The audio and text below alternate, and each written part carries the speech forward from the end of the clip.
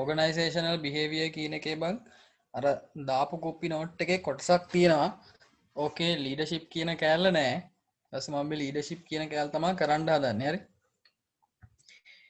leadership කිව්වහම බං leader කෙනෙක් කියලා කියන්නේ ඒ කියන්නේ තවම කට්ටියට influence කරන්න පුළුවන් authority එකක් තියෙන මිනිස්සෙක්. ඒ කියන්නේ අනිත් අර බාහිර පාර්ශවයකට බලපෑමක් කරන්න පුළුවන්. එයාට එතකොට management authority එකක් තියෙන එක්කෙනෙක්ට leadership කියන්නේ leader කෙනෙක් කියන්නේ එහෙම මිනිස්සෙක්ට leadership කියන්නේ ඒ විදිහට group එකක් lead කරගෙන achieve group එකකට goal එකක් achieve කරගන්න කට්ටියව යොමු කරන එක තමයි leadership එක කියලා කියන්නේ. හරි? ඒක process of leading group and influencing group to achieve goal. හරිද? මේ පල්ලෙහා එකේ leadership කියලා තියෙන්නේ ඒක තාම තමයි. හරි?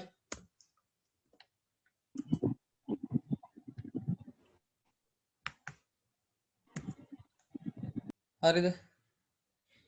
shared leadership කියලා කියන්නේ බං leadership කියන්නේ මේ shared leadership කියන්නේ තනි පුද්ගලයෙක් leader විදිහට leadership එක තියාගන්න නැතුව ඒක අර මිනිස් ටීම් තමන්ගේ ටීම් එකේ හරි ඕගනයිසේෂන් එකේ ඉන්න කට්ටියත් එක්ක බෙදාගෙන එයාලගේ අදහස් අරගෙන ඔක්කොමත් එක්ක සාමූහික තීරණ අරගෙන දෙයක් ටාස්ක් එකක කරගෙන යන එකට තමයි කියන්නේ shared leadership කියලා. හරිද? ඒතර මේකේ දැන් මේවා බං මේ විදිහට වචනෙන් කියන්න ඕනේ නැහැ. උඹලට තේරෙන විදිහට කියපන් අදහස් අරගෙන ඉංග්‍රීසියෙන් ලිව්වහම ඇති. මේ වගේ මේ දඩ වචන දාලා තියෙනවා. හරි? ඒතර shared leadership කියලා කියන්නේ මොකක් හරි අපිට management authority එකක් එක්ක යම්කිසි බලපෑමක් අනිත් අය කෙරෙහි කරන්න පුළුවන් පුද්ගලයෙක්ට කියනවා leader කෙනෙක් කියලා.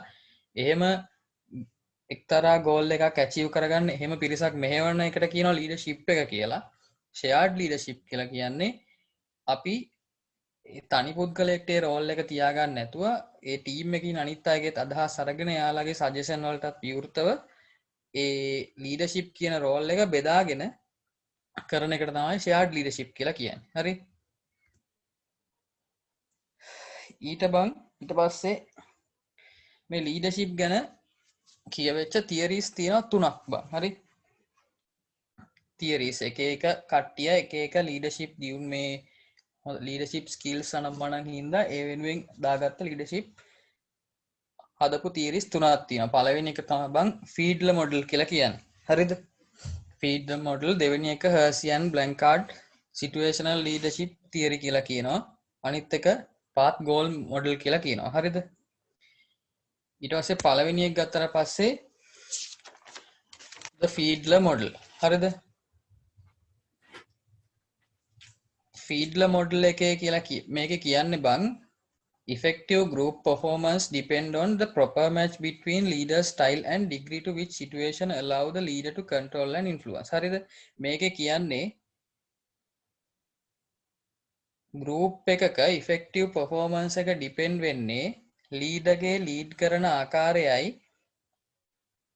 එයා ඒ සිටුේෂන් එකට අනුගත වෙලා ඒක කන්ට්‍රෝල් කරන ආකාරය අතර තියෙන සම්බන්ධය අනුව කියලා. හරිද? මේ ෆීඩ්ලර් මොඩල් එකේ කියන්නේ ඒකයි.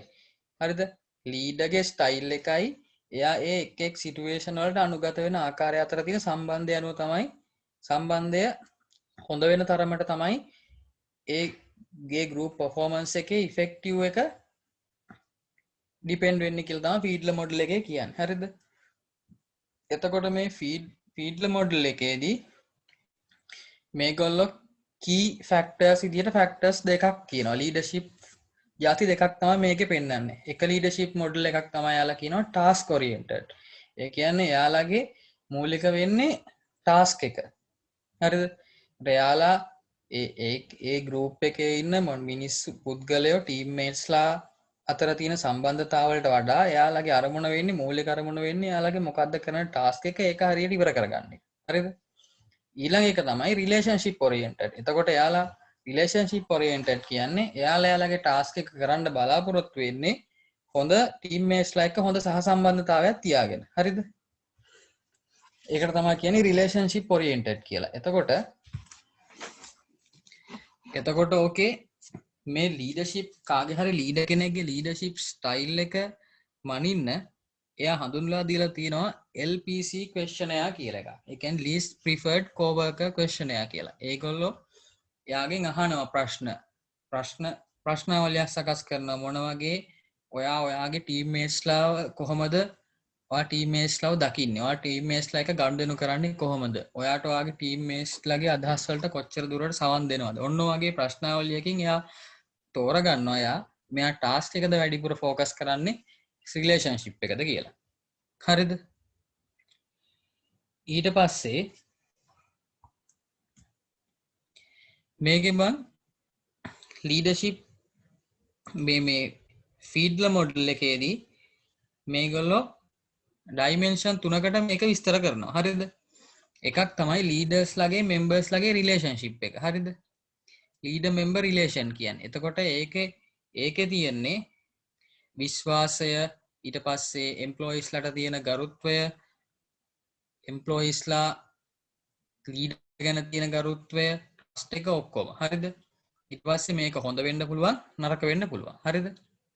ඊළඟට ටාස්ක් එකේ ස්ට්‍රක්චර් එක. එතකොට මේ මොකක් හරි අපි කරන්න හදන ටාස්ක් එක කොච්චර දුරට මේක හොඳ ස්ට්‍රක්චර් එකක් මේකට තියෙනවද? ඒක හොඳ වෙන්න පුළුවන්, නරක වෙන්න පුළුවන්. හරිද? ඊළඟ එක ඇවිල්ලා පොසිෂන් එකේ පවර් එක. පොසිෂන් පවර් එක කියන්නේ අපිට කොච්චර පවර් එකක් තියෙනවද ලීඩර් කෙනෙක් විදිහට කට්ටියව ගන්න, එතකොට කට්ටිය ඉවත් කරන්න, ඒකේ ඩිසිප්ලින් වලට ප්‍රොමෝට් කරන්න, සැලරි වැඩි කරන්න කොච්චර පවර් එකක් තියෙනවද? ඒක ස්ට්‍රෝං වෙන්න පුළුවන්, වීක් වෙන්න පුළුවන්. ඒක තමයි පොසිෂන් පවර් එක. හරිද? එතකොට ඔය තුනම එකතු කරලා බං මේකේ හදලා තියෙනවා කෑලි 8කට කඩලා තියෙනවා. හරිද? කොටස් 8කට 1 2 3 4 5 6 7 8 කියලා මේ ෆීඩ්ලා මොඩල් එකේ කොටස් 8කට කඩනවා. හරිද? ඒ කියන්නේ මුලින්ම ලීඩර්ට මේ තුනට අනුව ඒ කරන මොකක් හරි ප්‍රොජෙක්ට් එකක් කරද්දී ඒක කොච්චර දුරට ලීඩර්ට ෆේවරබල්ද නැත්නම් අන්ෆේවරබල්ද කියන එක මත මෙහෙම 1 2 3 4 5 6 7 8 කියලා කොටස් 8ක් කඩලා තියෙනවා. හරිද? මෙන්න මේකේ කියන්නේ මෙන්න මේ සීන් ඒක තමයි බං. හරිද? පොඩ්ඩක් ඉඳපන් යනවා. මේකේ අර මේ ලේසර් පොයින්ට් එක ගන්න කොහොමද බං?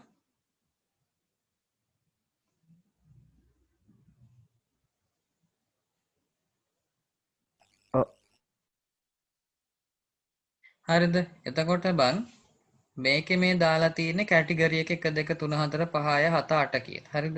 ඊට පස්සේ මේ ලීඩර්ගේ මෙම්බර්ගේ අතර රිලේෂන්ෂිප් එක දාලා තියෙනවා හොඳයි, good poorද කියලා. හරිද? එතකොට ටාස්ක් එකේ ස්ට්‍රක්චර් එක හොඳද හයිද ලෝද. ඊළඟ පොසිෂන් එකේ පවර් එක ස්ට්‍රෝංද වීක්ද කියලා තියෙනවා. එතකොට අපි මේකට අනුව ගත්තොත් එහෙම පළවෙනි එක ඉදපන්කෝ. එතකොට පළවෙනි එකේ මේ පළවෙනි තුන දාලා තියෙන ලීඩට highly favorable. හරිද? ලීඩට highly favorable. එතකොට ලීඩට highly favorable කියන්නේ බං එතකොට මෙයා ඇවිල්ලා මේ තියෙන්නේ task oriented leadership එකක්. මේ තියෙන්නේ relationship oriented leadership එකක්. එතකොට මේ 1 2 3 කියන ටික ඇවිල්ලා හරියන්නේ ඒ ටිකට හරියන්නේ task oriented leadership එකක්. හරිද?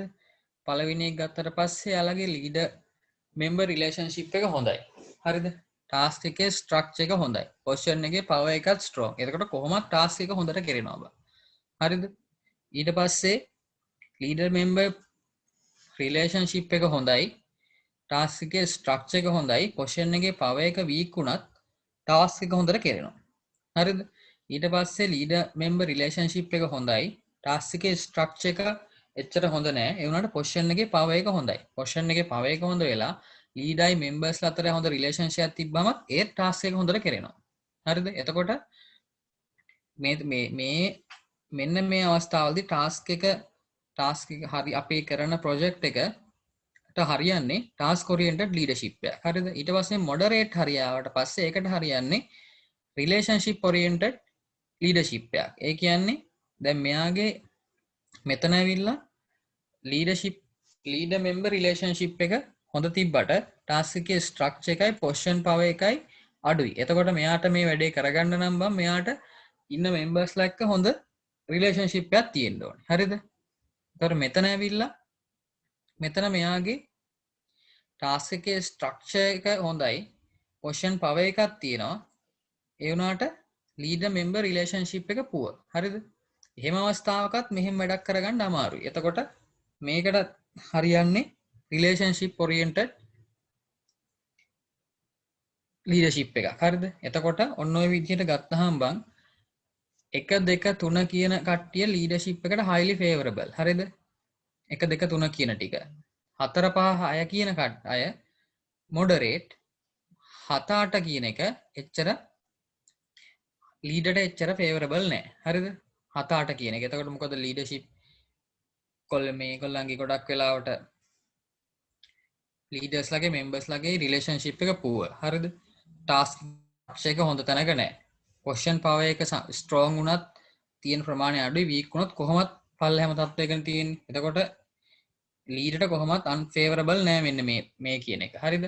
එතකොට මේක විස්තර කරන්න අහන්නේ මේක දැනගෙන ඉඳපන් මේක ඇවිල්ලා මෙන්න මේක දීලා ඇහුවොත් මෙන්න මේ සෙට් එක ඇවිල්ලා ටාස්ක් ඔරියන්ටඩ් ලීඩර්ෂිප් එකක් තමයි හරියන්නේ. මේ ටිකට ඇවිල්ලා රිලේෂන්ෂිප් ඔරියන්ටඩ් ලීඩර්ෂිප් එකක්. මේ හරියටත් හරියන්නේ ටාස්ක් ඔරියන්ටඩ් ලීඩර්ෂිප් එකක්. හරි? ඊට පස්සේ මෙයා එකේ කන්ක්ලූෂන් එකක් දෙනවා. මේ ෆීඩ්ලා කියන එකනා ටාස්ක් ඔරියන්ටඩ් ලීඩර්ස්ලා perform කරනවලු favorable situation වලයි very unfavorable situation වල. ඒ කියන්නේ දැන් මේ කියපු කතාවම තමයි. highly favorable වලට හරියන්නේ task oriented leadership එක. highly unfavorable වලට හරියන්නේ task oriented leadership එක. එතකොට එයා කියනවා conclusion එකක් විදිහට task oriented leaders perform better in very favorable situations and very unfavorable situations. ඊට පස්සේ අනිත් පැත්තට ගත්තොත් එහෙම relationship oriented කට්ටිය perform කරනවා moderate එකේ. හරිද? ඊට පස්සේ දැන් ඊළඟ එක මේක තමයි ටික සාර්ථක ක්‍රමයකට තියෙන්නේ බං. හරිද? මේකේ කියන්නේ මෙයා ඇවිල්ලා Hersey and Blanchard situational leadership theory. හරිද? මේක ඇවිල්ලා මේක ફોකස් කරන්නේ followers ලගේ readiness එකත් එක්ක. readiness එක කියලා කියන්නේ බං මොකක් හරි ටාස්ක් එකක් කරන්න ඒකේ ඉන්න මිනිස්සු කට්ටිය කොච්චර කැමතිද කියන එක මත තමයි මේක තීරණය වෙන්නේ. හරිද? මේ සිටුේෂනල් ලීඩර්ෂිප් එකක් කියලා කියන්නේ මේකනේ මේකට. කියන්නේ ඒ සිටුේෂන් එකේ හැටියට මේකේ ඉන්න ෆලෝවර්ස්ලා ඒ මොකක් හරි ටාස්ක් එකක් ඉවර කරන්න තමන් කොච්චර යාලට ඇබිලිටි එකක් තියෙනවද, හැකියාවක් තියෙනවද, යාලා කොච්චර කැමැත්තක් දක්වනවද කියන එක මත තමයි මේක තීරණය වෙන්නේ. හරිද? ඒක තමයි කියන්නේ බා readiness කියලා. readiness means extent to which people have the ability and willingness to accomplish a specific task. හරිද? එතකොට මේ මොඩල් එක leadership style 4කින් describe කරනවා. හරිද? පළවෙනි එක ඇවිල්ලා telling. telling කියන්නේ high task low relationship. හරිද? ඒ කියන්නේ මේකේ ඇවිල්ලා leader කියනවා මිනිස්සුන්ට මොකක්ද කරන්න ඕනේ, කොහොමද කරන්න ඕනේ, කොතනදී කරන්න ඕනේ, එයා හරියටම දෙනවා මේමයි කරන්න ඕනේ කියලා. එතකොට එතනදී ටාස්ක් එකට තමයි මුල් තැන දෙන්නේ. මේ එයාගේ ටීම් එකේ ඉන්න followers like තියෙන රිලේෂන්ෂිප් එක අඩුයි. ඒක තමයි telling කියන මොඩල් එක. හරිද? ඊට පස්සේ දෙවෙනි එක ඇවිල්ලා selling කියන මොඩල් එක.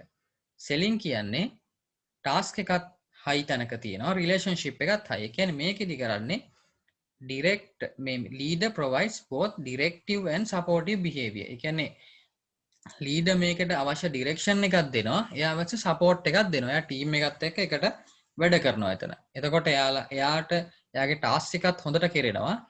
එයාගේ ඉන්න ටීම්මේට්ස්ලා එක්ක තියෙන රිලේෂන්ෂිප් එකත් හොඳට ගොඩනැගිලා තියෙනවා. හරිද? ඊළඟ එක ඇවිල්ලා බම් participating. participating කියන්නේ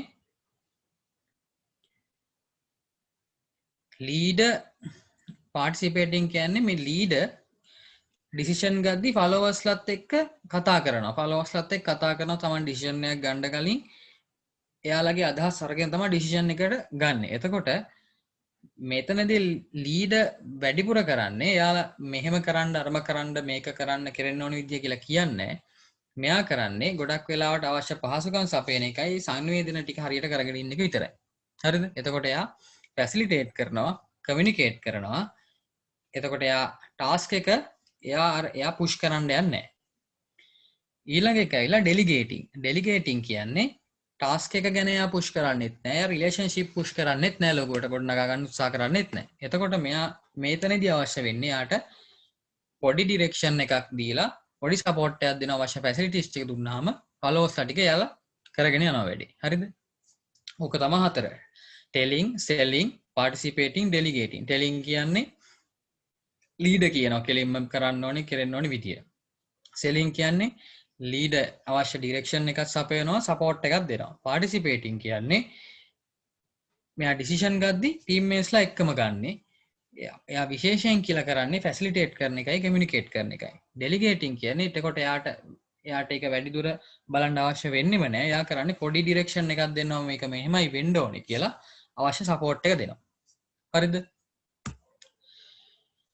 ඊට පස්සේ බං අර අපි කතා කරපු රෙඩිනස් එක අනුව ස්ටේජස් මේක ඩිස්ක්‍රයිබ් කරනවා තව හතරකට. හරිද? R1, R2, R3, R4 කියලා. R1 කියලා කියන්නේ බං මේකේ ඉන්න මිනිස්සු. අපි මොකක් හරි ප්‍රොජෙක්ට් එකක් කරා මගේ ටීම් එක කියලා හිතමු. හිතුවහම මේකේ ඉන්න මිනිස්සු both unable and unwilling to take responsibility for doing something. හරිද? ඒ කියන්නේ මේගොල්ලන්ට දෙයක් තනියම හිතලා කරන්න හැකියාවක් නැහැ.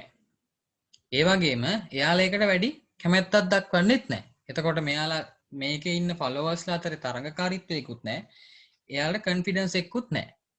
එතකොට එහෙම තැනකට ගැලපෙන්නේ බං අර කලින් එකේ ගත්තාම ටෙලිං කියන ස්ටයිල් එක. එතකොට එයාලට කෙලින්ම අර ඉන්න ඕනේ ටිකක් ටෆ් ලීඩර් කෙනෙක් ඉන්න ඕනේ, මෙහෙම කරන්න, මෙහෙමයි වෙන්න ඕනේ, මේක වෙන්න ඕනේ කියන තත්ත්වෙක එන්න ඕනේ. ඇයි මොකද නැත්තම් වැඩේ කෙරෙන්නෙත් නැහැ. එයාලට කිසිම කොන්ෆිඩන්ස් එකකුත් නැහැ, තරංකාරීකුත් නැහැ, වැඩක් නැහැ. හරිද? දෙවෙනි එක ඇවිල්ලා unable, people are unable but willing to do necessary job tasks. හරිද? මෙතන තියෙන ප්‍රශ්නේ මෙයාලට හැකියාව තියෙනවා කරන්න, ඒ වුණාට මෙයාලා කරන්න දන්නේ නැහැ. හරිද? ඒ තමයි දෙවෙනි කැටගරි එක. followers motivated but lack of appropriate skills. එතකොට මෙහෙම තැනකට හරියන්නේ බං මේකේ මේ selling කියන ස්ටයිල් එක. එතකොට මෙයා ඩිරෙක්ෂන් එක දෙන්නත් ඕනේ හරියට මේක මෙහෙම වෙන්න ඕනේ කියලා. එතකොට එයාලට සපෝට් එක දෙන්නත් ඕනේ. හරිද? එතකොට එයාලා කැමැත්තක් තියෙනවා. ඒකින්ද එයාලා වැඩේ හරියට කරනවා. තුන්වෙනි එක ඇවිල්ලා people are able but unwilling to do what the leader wants. people ඒ කියන්නේ මේකේ ඉන්න කට්ටිය එයාලට හැකියාව තියෙනවා කරන්න, ඒ වුණාට එයාලට උවමනාවක් නැහැ. රයිස් ගහන මොඩල් එක. හරිද? ඒ ඇවිල්ලා ඒ කියන්නේ එයාලට තරගකාරීත්වයක් තියෙන ෆලෝවර්ස් සෙට් එකක් ඉන්නවා එතන. ඒ වුණාට එයාලා වැඩිපුර බලන්නේ වැඩේ කරන්න නෙමෙයි නොකර ඉන්න. එතකොට ඒ වගේ තැනකට ගැලපෙන්නේ බං පාටිසිපේටිං කියන එක. හරිද? එතකොට එයාලා පාටිසිපේට් වෙන්න ඕනේ. එතකොට එයා කරද්දි මෙයාට හැකියාව තියෙනවනේ. හැකියාව තියෙනවා කරන්න නැතුව ඉන්න තමයි බලන්නේ. ඒ වෙලාවට කරන්න ඕනේ එයාලත් එක්කට වැඩ කරන්න ඕනේ. එතකොට රිලේෂන්ෂිප් එක ගොඩනගන්න ඕනේ. අපි ගිහිල්ලා ලීඩර් කියන එක නා එතනදී කොහොමවත් වැඩේ කරනවනේ. එතකොට ෆැසිලිටේට් කරන එකයි හොඳට කමියුනිකේට් කරගෙන ගියාට පස්සේ තමයි මේ වැඩේ වෙන්නේ. එතකොට එතනට ගැලපෙන්නේ පාටිසිපේටිං කියන එක. හතරවෙනි එක ඇවිල්ලා බං people are both able and willing to do what is asked of them. එතකොට එයාලට කරන්න හැකියාවක් තියෙනවා, එයාලට කැමැත්තක් තියෙනවා. එතකොට හැකියාවයි කැමැත්තයි දෙකම තිබ්බට පස්සේ අපිට අමුතුවෙන් පුෂ් කරන්න දෙයක් නැහැ නේද? එතකොට එතන ගැලපෙනම දේ තමයි ඩෙලිගේටිං කියන මොඩල් එක. හරිද? එතකොට පොඩි ඩිරෙක්ෂන් එකක් දීලා අවශ්‍ය සපෝට් එක දුන්නාම එයාලා වැඩේ නිකම්ම කරගෙන යනවා. හරිද? එතකොට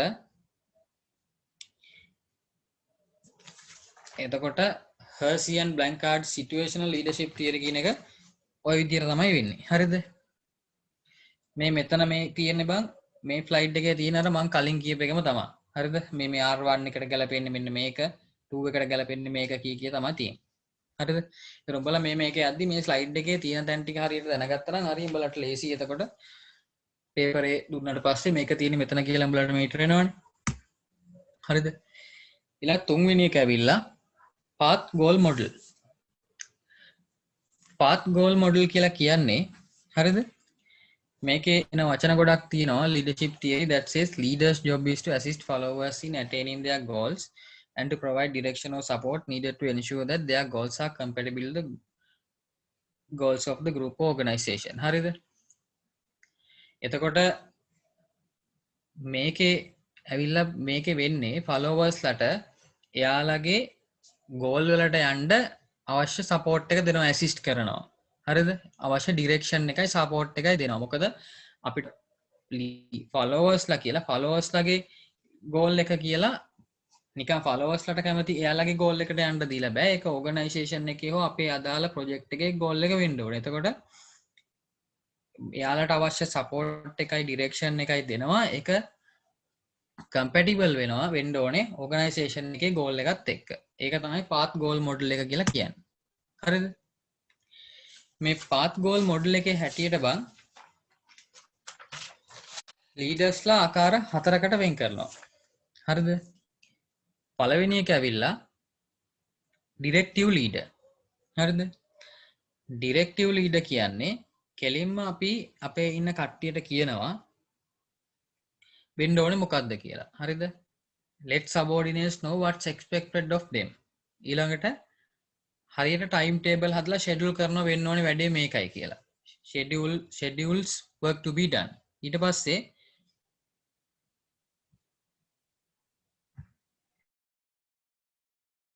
specific guidance on how to accomplish task. එතකොට මොකක් හරි ටාස්ක් එකක් වෙන්න ඕනේ විදිය ගැන හරීම ගයිඩන්ස් එක දෙනවා. හරිද? දෙවෙනි එක ඇවිල්ලා supportive leader. supportive leader කියන්නේ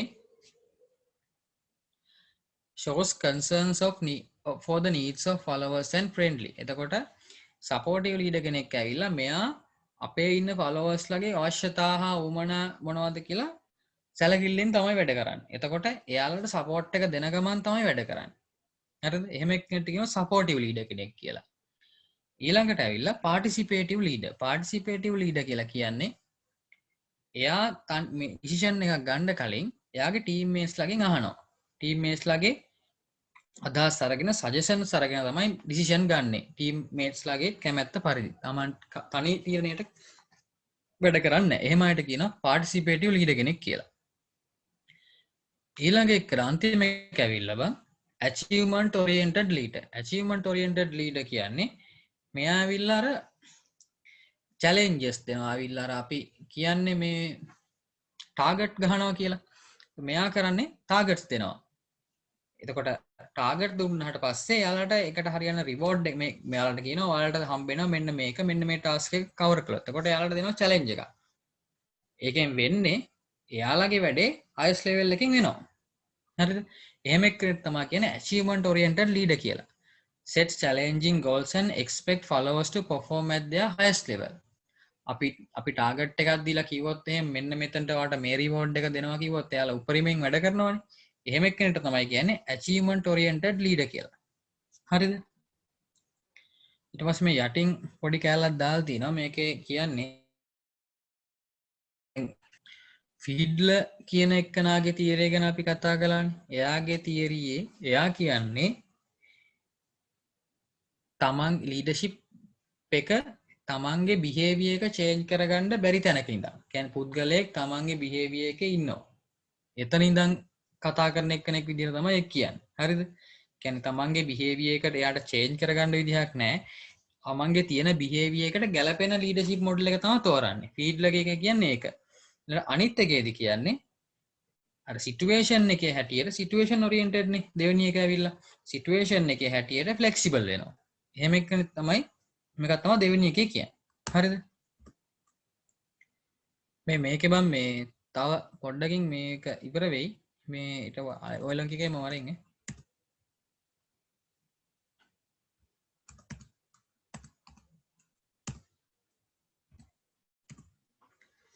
හරිද?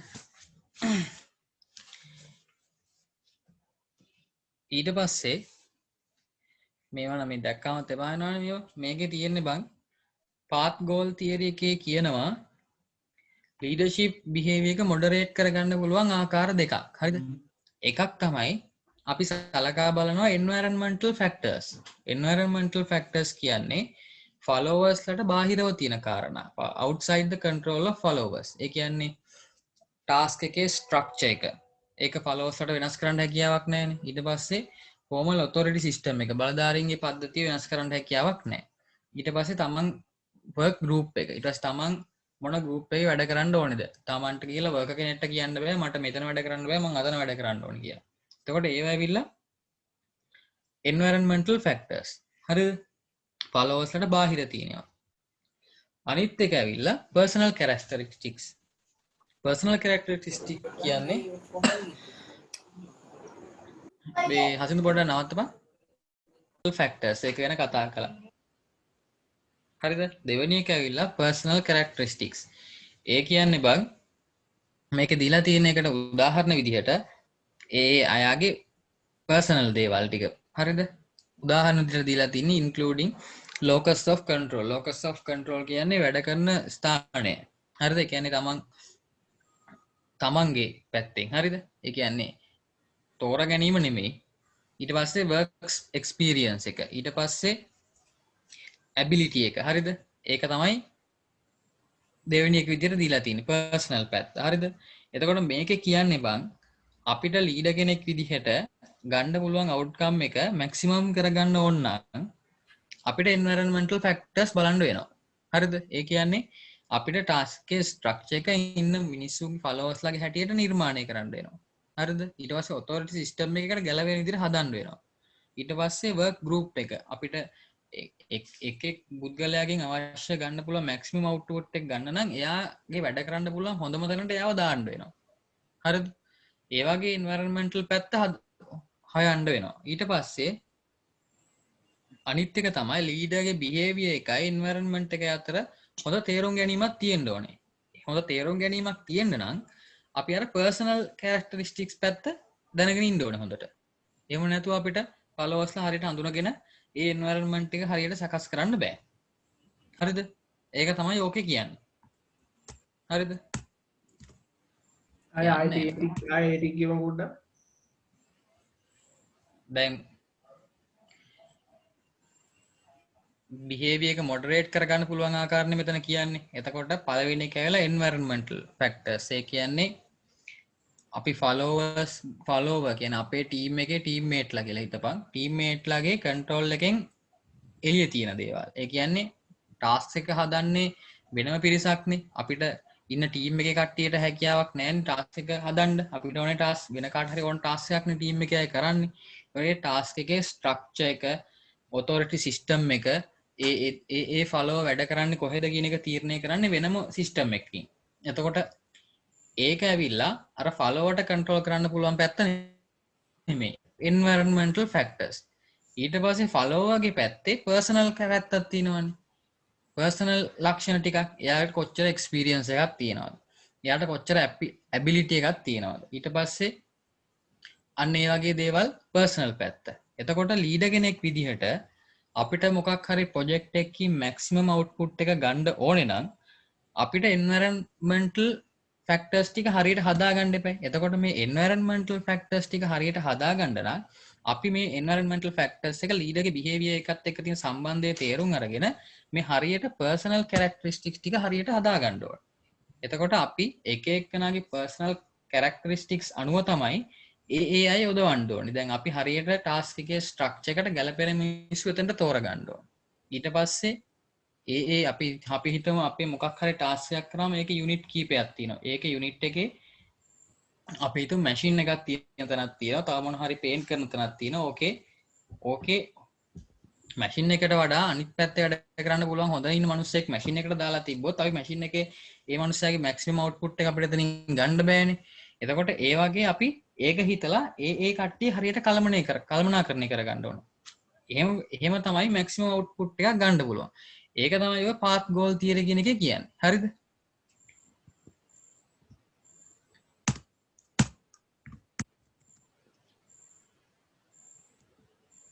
බයිද බං යන්න මේ ෆ්ලයිට් එකත්